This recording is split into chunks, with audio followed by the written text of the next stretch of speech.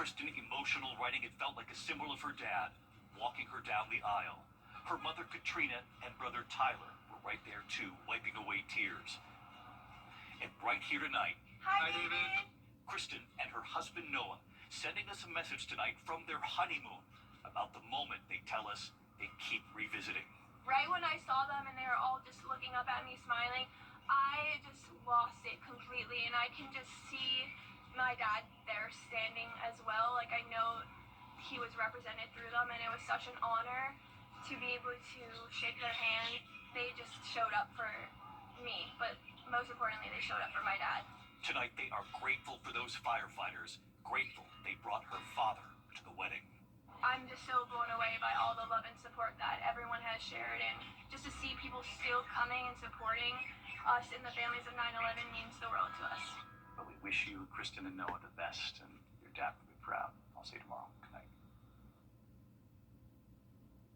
Right now on News Channel 6 at 7, an update on the first freestanding emergency room in Columbia County when it is expected to be complete. Also had the Augusta National host a tour of the pad's redevelopment. I'll look at the massive redesigns. And drug-laced books have been found in prisons in South Carolina. We'll have the details as your News at 7 starts now. Live from Television Park, this is WJBF News Channel 6 at 7. Good evening, everyone. I'm Dee Griffin. Thanks so much for joining us. Coverage you can count on begins with an update on an emergency room coming to Columbia County. Doctors Hospital is making progress on the state-of-the-art facility in Evans. Graham Lee reports. Doctors Hospital recently announced they're investing $150 million in community healthcare needs. That includes this facility, which will soon be the first freestanding ER in Columbia County and just the second in the entire state. After breaking ground earlier this year, the state-of-the-art facility is starting to take shape.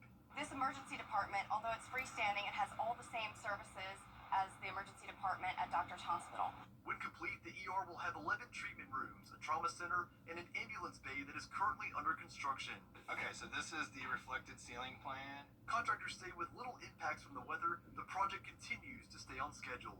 We are in the last 10% of the project. Right now, we got a lot of painting and cleanup and final device installation around. So if you walk around and see, you can see that we have the ceiling tiles in, the flooring is in, we got a coat of paint on the walls. With many healthcare facilities in downtown Augusta, it makes for a long commute for county residents, which could mean life or death in case of an emergency.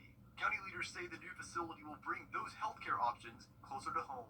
Well, it's exciting anytime a company invests in Columbia County. Healthcare is not just about being served, but it's also access and proximity. And so it's a unique location that should serve citizens well. Time is very important in emergency medical conditions. So if we can get to emergency medical care 15 minutes sooner, that'll improve access to all the residents of the outlying areas.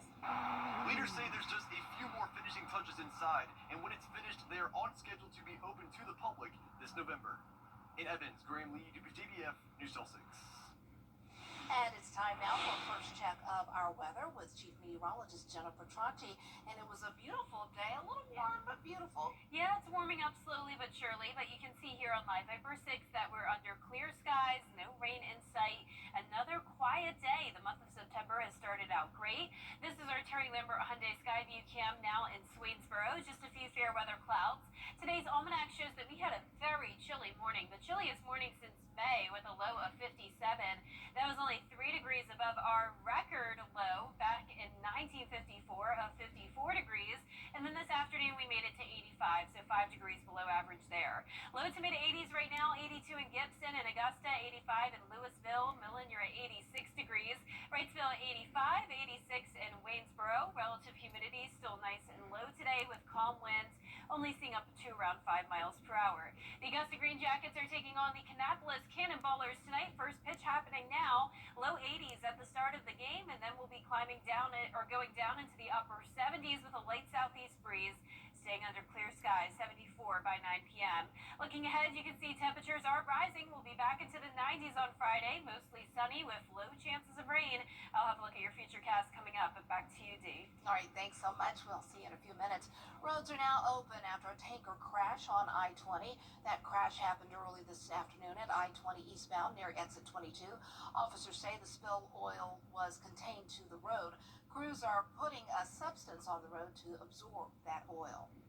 As projected, growth numbers continue to rise. In South Carolina Department of Transportation officials say they'll need more money to cover certain projects across the state. South Carolina has the fourth largest state highway system in the nation with 41,000 miles. U-Haul's growth index shows South Carolina was the #1 growth state for 2024.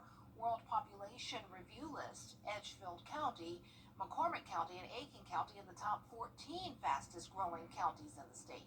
We have some of the most dangerous roads, especially our rural roads. We are seeing congestion that we have never seen before. Trying to connect the dots and saying if we continue to see the kind of growth we've experienced over the last few decades, we need to make sure that we adjust our funding parameter or vision, how we look at things, and make sure we've got things in balance. And the current annual budget for the South Carolina Department of Transportation is over $2.7 billion. One of the people in charge of traffic in Augusta is stepping down. John Ushery is the Assistant Director of Traffic Engineering. He is leaving to take a similar position in Columbus, Georgia. That's closer to his family. He'll stay on the job here until the end of the month. Renovations at the Augusta Municipal Golf Course reaching the 6-month mark. The course, known as the Patch, is undergoing a major makeover, being led by the Augusta National. George Escala among those who got a look at the progress so far.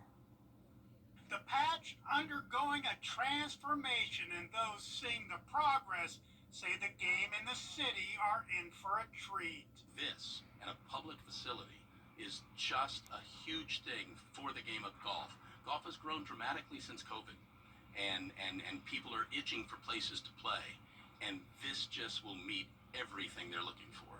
Construction started in March and is moving forward on schedule. This isn't just a renovation, it's a full-fledged makeover.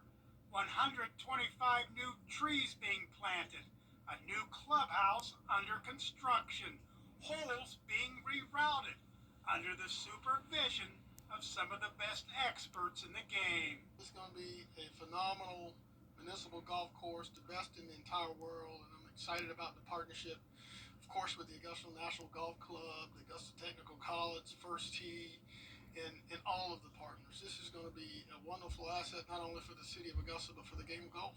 The work includes a new par 3 course for the First Tee program.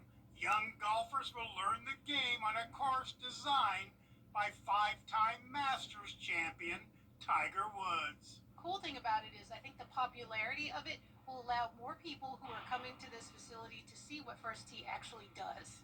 The new Patch replaces the charming but less than first-rate old one, and it appears the new course is on course to be a must-play stop. You know it will be. I wouldn't be surprised if it's hard to get on the first 6 months that it's open.